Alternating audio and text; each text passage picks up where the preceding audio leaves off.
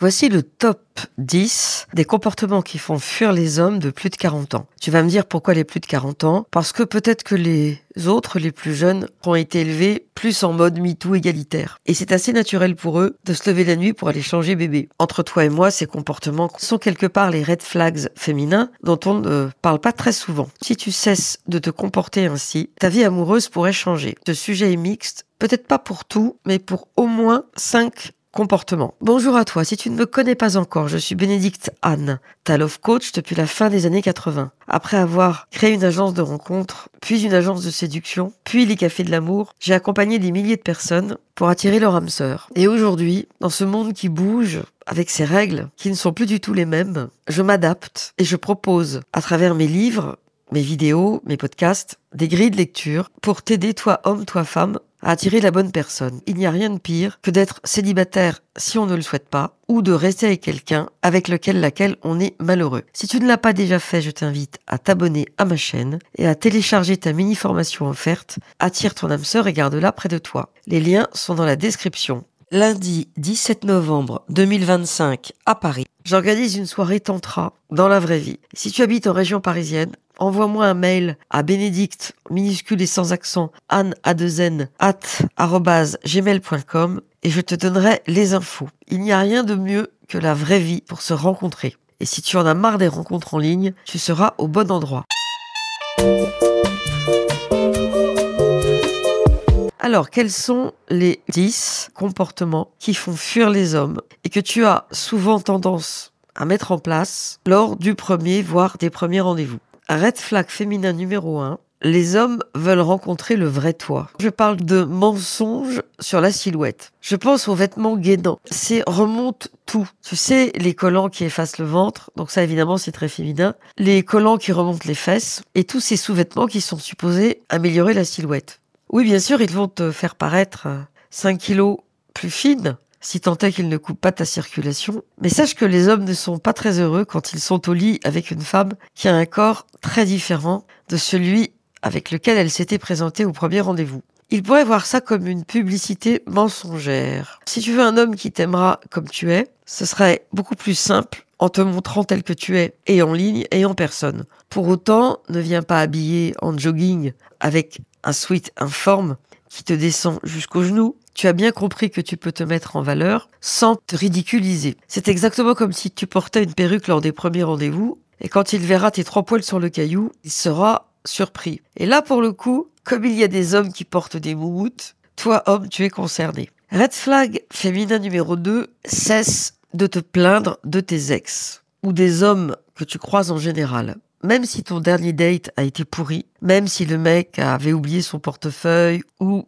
n'a pas cessé d'érotiser votre conversation, ou encore avait 1 heure de retard, et toi tu l'as attendu, même si ton ex, ce jour-là, a encore eu une attitude débile, sache que les hommes détestent. Quand une femme se pointe et que la première chose qu'elle fait consiste à critiquer ou à dénigrer le masculin. Et si tu crois que en te plaignant, tu vas te faire consoler, tu risques d'obtenir l'effet inverse. Ça fonctionne aussi pour les hommes qui se plaignent des femmes. Je t'invite à cesser de déblatérer les hommes. Parce que l'homme va penser que tu feras la même chose à son sujet demain avec un autre. Mais si tu souhaites un second rendez-vous avec un homme qui a l'air gentil, réserve tes anecdotes, parfois hilarantes, mais pas valorisantes, à tes copines et ferme-la. Red flag féminin numéro 3. C'est ni Cosette, ni drama queen, ni princesse. Le Cosette est en lien avec la plainte des hommes, mais ça peut aller beaucoup plus loin. Les problèmes d'argent, les problèmes de famille, les problèmes de boulot, le côté Calimero, c'est trop injuste. J'ai vraiment pas de chance. Est-ce que toi, tu vas remplacer la défaillance des autres? Voilà. Drama queen, ma vie est une tragédie. Il ne m'arrive que des choses horribles. Mes voisins hurlent. Mon N+1 me déteste, mes collègues sont jaloux, etc., etc. Mais la drama queen, ça peut être aussi une forme d'autoflagellation masochiste dans laquelle certaines de mes coachées se sont perdues en se mettant dans des états émotionnels incroyables à propos d'hommes qu'elles venaient juste de rencontrer. Je continue avec l'attitude de princesse. C'est d'abord celle qui pense que Les love coachs ont raison quand ils lui affirment qu'elle doit être un challenge, qu'elle doit être le prix, que l'homme est un chasseur et qu'il faut qu'il lui court après et qu'il la sente inaccessible. À froid, lors des débuts, ça n'a aucun intérêt. Red flag féminin numéro 5. Publier des photos de toi il y a 10, 15, 20 ans.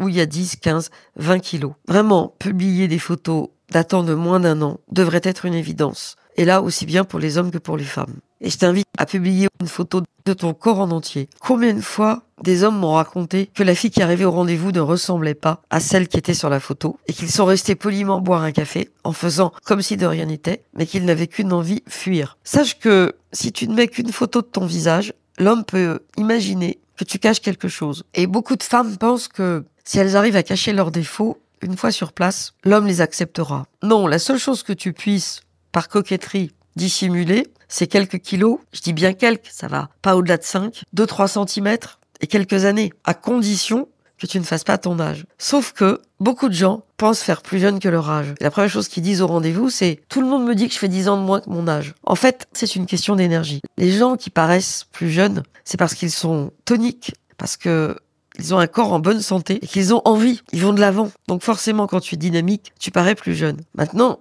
si tu demandes à ton environnement si tu fais plus jeune, personne ne va vouloir te vexer. Si tu mets une photo, même si elle date, il faut qu'elle ressemble à qui tu es aujourd'hui. Alors peut-être tu fais pas ton âge. Mais si jamais il y a 10 ans de décalage, tu vas casser l'élan du monsieur. Je sais que tu as une belle personnalité et je comprends que tu penses probablement, quand il me rencontrera et qu'il apprendra à me connaître, il m'appréciera vraiment. Oui, c'est une belle idée, mais ça ne fonctionne pas comme ça. Si tu publies des photos tronquées, comme le font les hommes, tu passes pour une menteuse et personne ne voudra sortir avec quelqu'un qui se présente sous un faux jour. Je dirais que pour l'âge, c'est vraiment lié à ton apparence, parce que je vois que à âge égal, il y a des gens qui font 10 ans de plus et d'autres qui font 10 ans de moins. Si la personne que vous avez en face de vous vous plaît, peut-être pas au premier date, mais lors des premiers dates, si vous avez envie de vous revoir, il faut dire la vérité. Il y a beaucoup d'hommes qui seront intéressés de sortir avec qui tu es. Red flag féminin numéro 6. Ne fais pas de ton homme un animal de compagnie. Même si toi tu détestes le mode de vie, le style de vie d'un homme, la plupart d'entre eux s'aiment vraiment et aiment leur façon de vivre. Et si tu commences à lui dire qu'il doit changer quelque chose chez lui pour entrer dans ta vie, ça va le calmer grave. Alors soit tu le prends tel qu'il est, soit tu passes au suivant. En revanche, tu peux éduquer ses comportements. Mais là, je te parle d'un style de vie. Donc si le type a des Santiago, des chapeaux de cow-boy, qui fume des cigarillos et qu'il ne sort jamais sans son chien, que tu es allergique au chien, c'est même pas en rêve. Mais là encore, ce qui dérange l'une ne dérangera pas l'autre. Donc c'est difficile de généraliser. En tout cas, ce qui compte, c'est que son mode de vie te rebute. Red flag féminin numéro 7. Tu as beau être une femme forte et indépendante, vas-y mollo, dans le monde des rencontres. Et je dirais que ça concerne davantage les hommes de plus de 45-50 ans. En tout cas, parmi mes coachés trentenaires, je vois moins cette problématique. Si tu as plus de 40 ans, que tu aies un bon job et que tu sois un peu superwoman, et que tu veuilles un homme mûr dans ta vie, va falloir que tu lui trouves de la place et que tu lui offres la capacité de se sentir nécessaire à toi en prenant soin de toi. Donc ça, c'est un sujet délicat qui justifierait un podcast entier. Je vais prendre l'exemple de Charlène, qui vient d'avoir 40 ans, qui a un masculin très fort, qui a un gros job, qui est très apprécié dans son travail. Le sujet, c'est qu'elle chope les mecs, elle couche avec, elle est capable de prendre un avion pour rejoindre un mec, pas à l'autre bout du monde, mais à 3 heures de vol. Et là, évidemment, quand elle arrive, si le mec lui a plu, autant que sur l'appli, elle y va. Je lui ai appris à laisser le mec faire son job de mec. Non pas à minauder, mais à dire merci quand il fait un truc pour elle. Et là, elle roucoule. D'ailleurs, elle roucoule tellement qu'elle en est elle-même surprise. En fait, quand il s'agit de montrer leur amour, les hommes le font davantage sous forme d'actes que de mots. Bien sûr, s'ils ont une intelligence émotionnelle développée, ou s'ils sont beaux parleurs, tu vas en entendre des mots. Mais globalement, ce qui compte, c'est ce qu'ils font pour toi. Ça va de bricoler chez toi, à t'apporter des fleurs, à t'inviter à un truc qui te fait plaisir. Montrer que tu as besoin de lui ou que tu apprécies ce qu'il fait pour toi, ce qui sera déjà bien.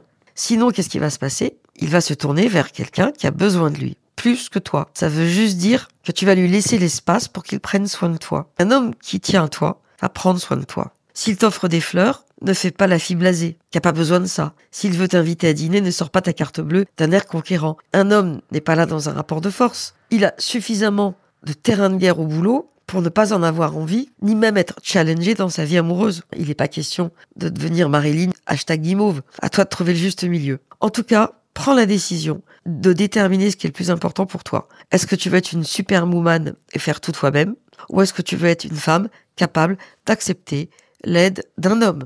Et si tu acceptes son aide, tu auras tout le reste. Red flag féminin numéro 8. Ne te saoule pas lors d'un premier date. Il n'y a rien de meilleur qu'un mojito ou un pina colada. Après, ça dépend de tes goûts. Mais les enfiler les uns après les autres va donner à l'homme l'impression que tu as un problème avec l'alcool, qu'il ne te plaît pas et que tu n'en as rien à faire de lui. Ou que tu es une poivrotte. Je me souviens d'une coachée qui avait rencontré un type qui lui plaisait beaucoup et elle a vomi sur ses Weston. C'était mort. Tu peux jamais rattraper un rendez-vous foireux. Au meilleur des cas, qu'est-ce qui va se passer? Vous allez boire, vous allez être joyeux, vous allez vous marrer et vous allez coucher. Et vous aurez passé une bonne soirée et tu seras interchangeable. Donc, ne couche jamais sous l'effet de l'alcool. Évidemment, si c'est ton 20e date, que vous avez passé quelques nuits et que, je sais pas, il y avait tes règles, il y a eu une progression pédagogique et que c'est le moment, tu peux boire un peu de champ. Mais ne te saoule pas. C'est le truc le moins sexy du monde pour un homme. Une femme saoule. Et ce qui me conduit au red flag féminin numéro 9, c'est ton look. Donc, pourquoi ton look? Parce que ton look est lié à la séduction. Donc, ne porte pas n'importe quoi. Que tu veuilles te présenter dans la meilleure version de toi, bien habillé, les cheveux propres, c'est normal. Mais attention à ne pas en faire trop en termes de mini-jupe et de décolleté. Si tu te pointes en mode trop sexy, tu fais passer le message que tu veux du sexe ce soir. Ne viens pas pleurer quand il va te sauter dessus. Si c'est ce que tu cherches à avoir, parce que t'as faim, ta cheminée n'a pas été ramonée depuis un moment où ça fait tellement longtemps, alors tu te dessèches. Ok, porte un préservatif et assume-le. Un homme ne se projette pas avec une allumeuse qui couche la première nuit parce qu'il va penser que tu fais la même chose avec les autres. Il y aura toujours des exceptions, mais compte tenu de l'évolution de la société, ce qui fonctionnait du temps de nos grands-mères est encore plus d'actualité. Les filles, contrôlez vos pulsions sexuelles. Le dernier red flag, le 10e, va te paraître un peu gonflé. Ne ghoste pas. Les hommes le font tout le temps. Si tu as quelqu'un qui prend la peine, mais vraiment, de te faire un gentil message, dis-lui « je vous remercie, je ne suis pas intéressé ». C'est une phrase et tu peux le bloquer derrière. Après, ça dépend s'il peut voir ton message ou pas. Sur certains sites, il voit le message mais il est bloqué. Sur d'autres, si tu le bloques, il ne le voit pas. Si t'applies. Et autre point, quand tu vois quelqu'un qui a été correct, qui veut te courtiser, ne le maltraite pas. C'est comme ça, à force de maltraiter les hommes, que les hommes maltraitent les femmes. Tu ne le fais pas pour lui, tu le fais pour toi. Refuse de faire aux autres ce que tu ne voudrais pas qu'on te fasse. Par éthique. Non pas parce que tu es une bonne gâteau, mais simplement, quelqu'un qui est bienveillant mérite un peu de ta bienveillance. Ça va te paraître bizarre, mais cet homme-là, auquel tu vas dire « vous n'êtes pas mon genre », et surtout si tu l'as rencontré dans la vraie vie et que tu lui proposes de rester ami, en mode tu fais une fête, tu l'invites, il peut inviter son meilleur ami, qui va être l'homme de ta vie. Tu vas trouver que c'est tiré par les cheveux.